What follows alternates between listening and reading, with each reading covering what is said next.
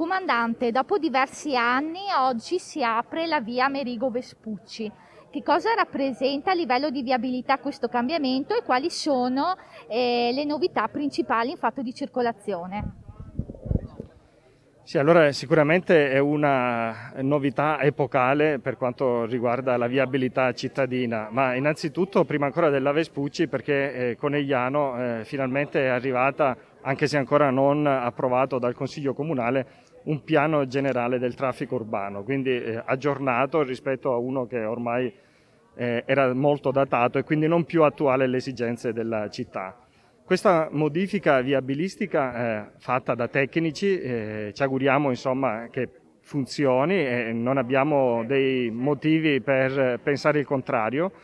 Sicuramente deve cambiare le abitudini dei cittadini nell'attraversare alcuni nodi della città. Uno importante è quello che voi giornalisti avete battezzato il fagiolone, ossia la grande rotatoria che è stata creata qui tra via Vespucci, via Rosselli, via Cadore, via Matteotti, via Friuli e via Papa Giovanni. Quindi parecchie strade che confluiscono e soprattutto anche l'inversione di marcia della via Rosselli, oltre l'apertura dell'Amerigo Vespucci, che servirà a togliere dal centro un po' di veicoli che prima lo attraversavano semplicemente, cioè tutti quegli utenti che non dovevano frequentare il centro della città, ma lo percorrevano soltanto in fase di attraversamento.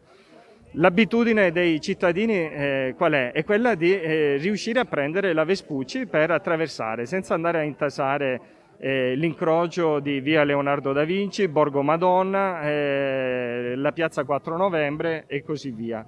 Quindi prendere la Vespucci per bypassare questi nodi critici della città.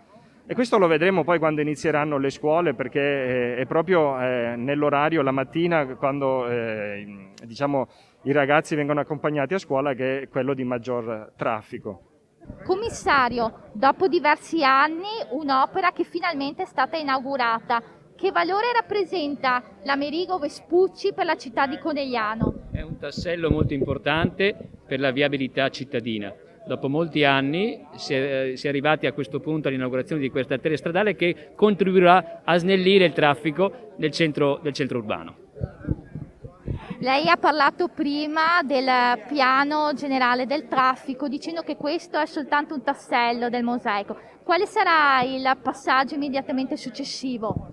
È chiaro che ci devono essere altri interventi che devono essere realizzati e ovviamente questi presuppongono l'approvazione del piano urbano del traffico, del nuovo piano urbano del traffico che va a modificare la viabilità del centro cittadino, che sarà oggetto di scelte e decisioni future da parte dell'amministrazione che verrà.